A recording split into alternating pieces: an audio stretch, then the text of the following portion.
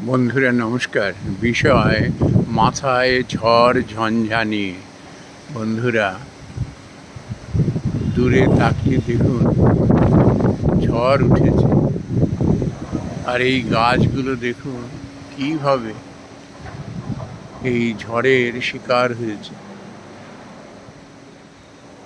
বন্ধুরা, সমাজের খেটে খাওয়া দরিদ্র মানুষেরা ঠিক এরকমভাবেই বেঁচে আছেন।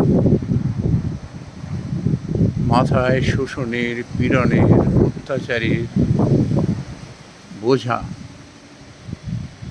নিয়ে তারা এইভাবে জীবনে আন্দোলিত হতে থাকে। এই গাছগুলোর মতো তাদের শ্রম দিয়ে পীড়িত হয়ে আমাদের তারা জীবন রক্ষা করেন। এই খেটে খাওয়া দরিদ্র মানুষগুলি, কুলি কামার কে নেই সেই দলে। পাহাড় খোদাই করে রাস্তা তৈরি করে দিচ্ছেন, রোদ মাথায় নিয়ে, ঝড় ঝঞ্ঝা মাথায় নিয়ে। কেউ পিচ দিয়ে রাস্তা গড়ে দিচ্ছে। এই মানুষগুলি কলে কারখানায়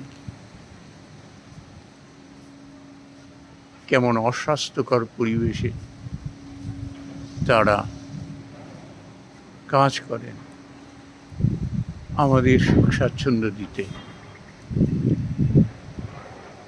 কারো কারো প্রাণও চলে যায় চিকিৎসার অভাবে। তবু এই গাছগুলির মতো তারা মাথা তুলে থাকেন, লড়াই করেন, সুযোগের অপেক্ষায় থাকেন, ছেলে মেয়েদের নিয়ে স্বপ্ন দেখেন। যদি তারা একদিন মাথা তুলে দাঁড়াতে পারে, হয়তো কিছুটা বিরাম মিলবে তাদের হয়তো দিন ঘুরে আসবে। কিন্তু এই রকম গাছগুলির মতো তাদের সারা জীবন ধরে লড়াই করে যেতে হয়। মাথায় এমন পীড়নের, অত্যাচারের, শোষণের সমস্ত কিছু প্রতিকূল অবস্থা মাথায় নিয়ে তারা বাঁচার লড়াই করতে থাকেন। আর এই লড়াইয়ের জন্যই আমরা তথাকথিত সভ্য মানুষেরা বেঁচে থাকি। কজন এদের কথা ভাবি?